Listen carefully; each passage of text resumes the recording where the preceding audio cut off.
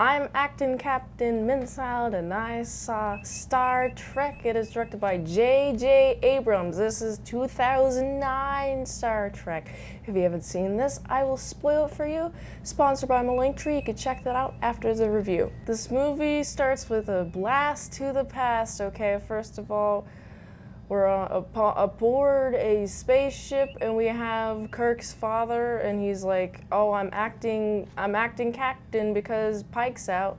Well, it's time for me to act a captain. Let's go investigate this thunderstorm." You know what happens when he tries to investigate the thunderstorm? He gets attacked. Yo, that will teach you not to even try to attempt to even save people. But no, he's such a good guy. You know what he does? He's the goodest boy ever. Okay, first of all, even as like 15 minutes of captain, and there's like a bunch of like super powerful weapons hitting them, you know what he does? All right, everybody, go evacuate, go evacuate. I have to do the controls. I have to manually control. Well, I'm going to be the only one here to control the ship while I basically stall out my whole death, and everybody else is able to be saved, including my wife, who's pregnant with my son, who turns out to be James Kirk. Okay. So this is where we're at. I absolutely love this guy. Kirk's dad, played by Chris Hemsworth. Man, there's not enough Chris Hemsworth in this movie, not gonna lie. I also think that, man, he looks real young. I don't know how old he is in this. I don't know how old anyone is supposed to be in this. Not if I had to guess, because now it's time. Now that Kirk's dad is dead, and now we have Mama Kirk and Kirk. They're in Iowa, which is the most boring state ever. Have you been to Iowa?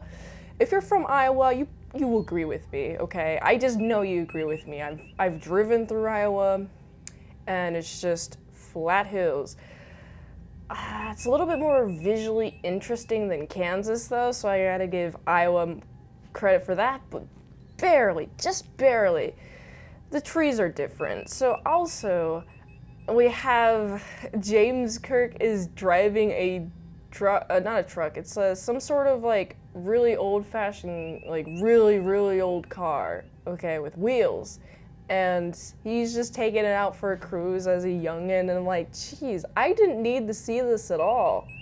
Like, why should I know that James Kirk is just gonna be like, oh yeah, I'm the type of person to just steal my dad's car, whoever I guess mother? I don't know whose car it is, but he gets, the person's like, hey, don't you dare do anything with that car, okay? Don't dent it or scratch it or anything.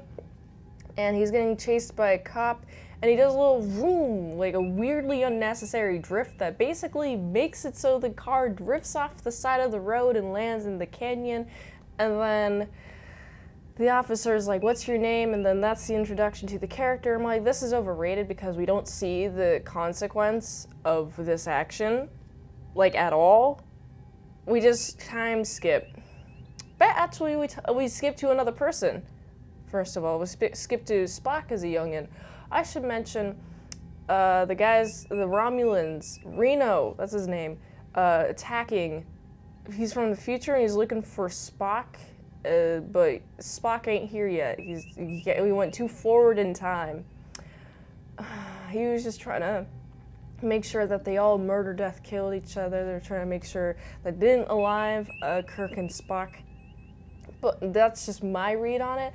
But let's go back to Spock, because Spock, I kind of like the little weird circles inside the ground. There's just a bunch of them with a bunch of little dudes in them, the little Vulcans. And what's insane about this is we have three dudes. They just come up, and I'm like, okay, am I about to witness Vulcan bullying? How does this work?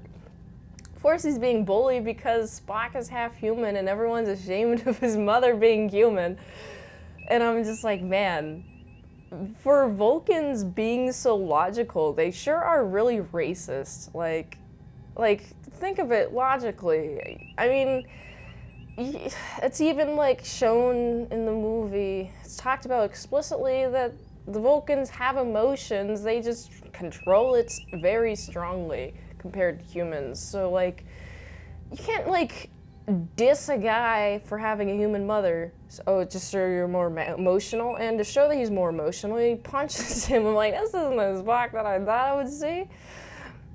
But then it's time to see Kirk. He's like, I'm just in a bar. I'm getting beat up in a bar by some Federation. I'm like, Federation dudes. I'm like, first of all, why are they beating him up?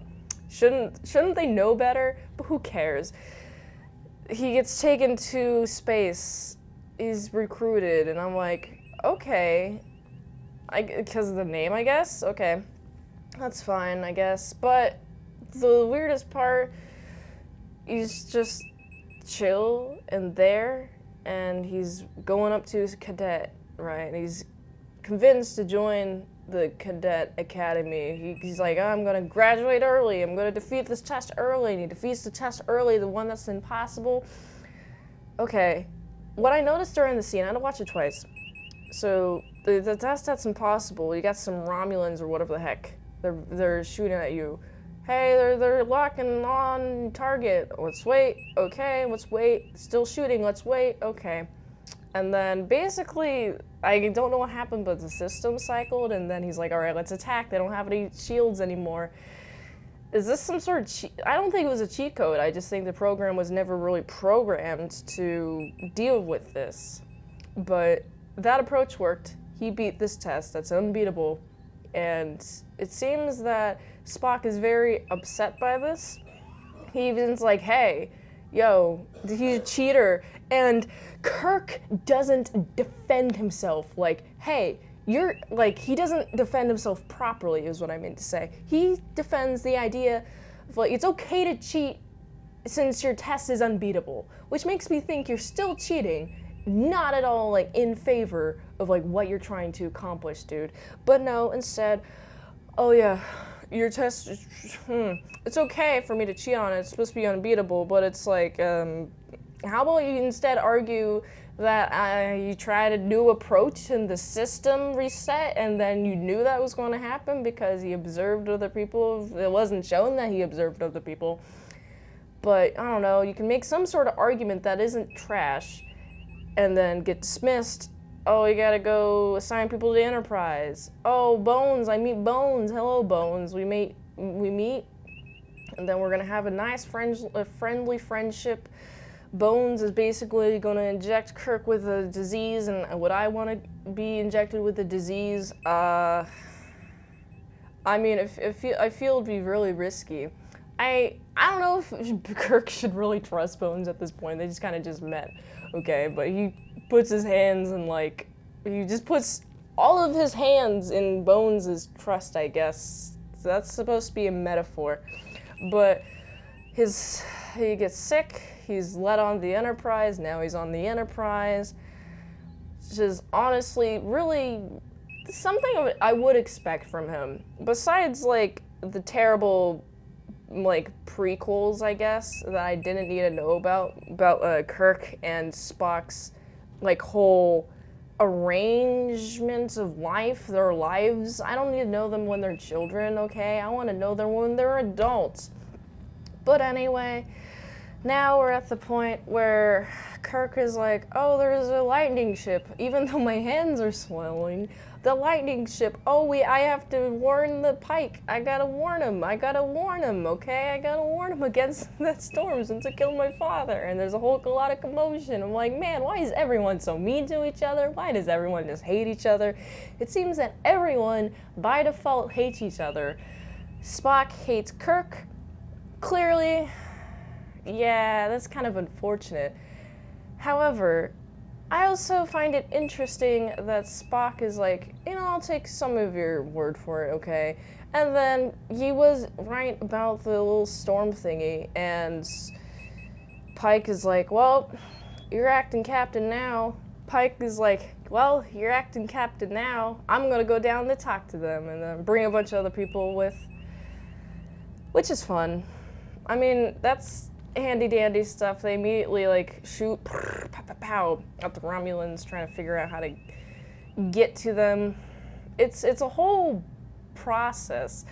I like seeing like the perspectives on the ship and also on the Enterprise. By ship I mean Romulan ship, and also the Enterprise. There's a lot of like attempts to try to figure out how to defeat these, because they got some red matter that turns into dark holes, which I think is very dangerous. Why does this exist? Of course the Romulans are using it. They destroyed Vulcan. We have this Enterprise, like, trying to save a bunch of Vulcans, and Spock's like, I'm gonna go down, and I'm gonna save my mother and everyone else. And he couldn't save his mother, because his mother was too close to the edge. She was too close to the edge of the cliff. This is Darwinism at its finest, actually. So I'm glad that Spock's mother is dead. And because of this and some other yelling, Spock's like, hey, you're gonna get jettisoned out of here, bye-bye. And I say jettison because at this point, this movie feels like Star Wars and not Star Trek. I've seen a little bit of the original series. Everyone's so respectful towards each other. None of this yelling would happen, but in fact, he does get yelled at, and then he's jettisoned, and he's put on an ice planet, and he has to run away from these weird monsters. And I don't understand what these weird monsters are supposed to be, especially the weird crab lobster thing with multiple appendages. But what is that thing? I don't know what it's called. Maybe it's a thing that exists, or maybe it's a monster, but I certainly don't recognize it. He gets off this ice planet, and actually it was really fun. Like, first of all, at this ice planet, I should mention, before he gets off of it, he meets Spock. And at this point, I'm like, why is Spock here? Future Spock, not the Spock on the ship. And they're talking. They're having a nice little chat. I like Leonard Nimoy. I like his little appearance here. This was pretty nice. I'm like, oh, good. This story's getting better because we have actual Spock here, okay? And he's here to tell us the details on what happened. It's like, show, not tell, please. Yes, I know I'm being shown visuals. Yeah, visuals to what you're telling the story, but she's still telling the story of what you got here, man. I'm not happy with this movie, if you couldn't tell, because I'm just going to say that this movie, I looked up the IMDb score, it has a 7.9. This movie is entirely overrated, but I'll get more on that later. So now we're at the point where we find Scotty, beam me up, Scotty boy, yeah, that guy, and find him, and basically Future Spock gives him the equation on how to get onto a ship that's moving light speed, and it's like, oh great, he didn't figure anything out himself? This is terrible. This is awful. But you know, they get onto the ship, they're trying to save everyone on the ship. Now they get on the ship, and it's like, Spock's like, what are you doing here? And yeah, it's just fun. Basically, I like Kirk's tactic though. I like when Kirk's like, all right, you can't handle this ship, it's because your mother is, and your mother, blah, blah, blah. And then Spock hits him like he was like the child again. Like when he was like 12 or whatever the heck, however old he is. And I really like how he's like, okay, I'm done. And then now we have Kirk as captain, effectively. It's pretty great. I like it. I really like it. Not gonna lie. I think he fits there. He's clearly like meant to be there. I want to see him surpass his father, because his father saved like 800 people in like 12 minutes, and that was the only time that he was captain. So that's a little fun, but we got some maneuvers to get to hit them with their best shot, fire away. Specifically, oh, we're gonna throw a little red matter. Red matter, big old black hole. And you see a little evisceration of their ship. I don't care about this part. This feels like Star Wars to me at this point. I'm like, yes, I know J.J. Abrams, and this is 2009. In 6 years, you're gonna make The Force Awakens, okay? And it's going to give me the same vibes as this movie. It's very similar, actually, this has very similar vibes to the 8th Star Wars movie. Closer to that, but I digress. I also just find it weird that now we're at the point that there's a black hole and people are being sucked in, blah, blah, blah. Ah, we're being sucked into a black hole. Ah, are they ever going to escape? Yes, they are. Clearly they are. Like, I don't need this tension at this point. I feel like this tension is, like, fake. I don't need it. I don't care about it. But, you know, they have a nice little handy-dandy time to get out of the black hole. They escape.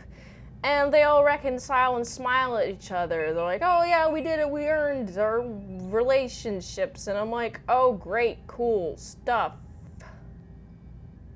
That's the end of the movie. Great. I mean, there's a lot of good parts. Not good. It looks pretty. Too many lens flares. J.J. Abrams style thing, I hear, but doesn't make, lens flares aren't good. That's my opinion. I would like to see the screen. Like, I don't want like half the screen to be blurred because of a lens flare. But, you know, lens flares, it's whatever. But it looks pretty. I will give you that. Some of the character choices I find to be very questionable that I already mentioned. I just think that it's really weird that they just kind of get along with each other really quickly. Well, I guess it's very necessary for them to get along very quickly. I also find, the more weird thing that I find though, is that like everyone like in training and cadets just hate each other. And it's like, that's not how you get on the Enterprise or any other ship, is by hating each other. You gotta have some sort of teamwork or whatever, so. That's my view on the movie. Any character progression? Kirk is more of a leader. That's nice. He's controlling a ship now. That's nice. But anything else? Not that I haven't expected, to be honest. I mean, Spock is more like open to Kirk now, which is nice. He doesn't hate him anymore. But anyone else? It's fine. It's whatever. So, you know, I gotta give this movie a solid 6 out of 10. It's overrated. 7.9 on IMDb is too high of a score. It has some goodness, but it's also terrible. So 6 is fair. Solid 6 out of 10.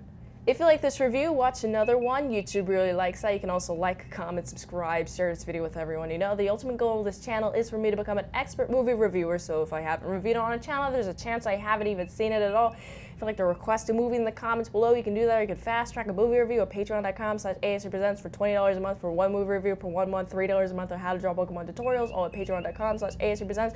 And if you'd like to help support the daily grindiness, you can go to this link tree to find the way that you can help support the daily grindiness. So go here, and until next time, I'm Mint Salad Saw. I'll see you later, my Salad Croutons, big bits.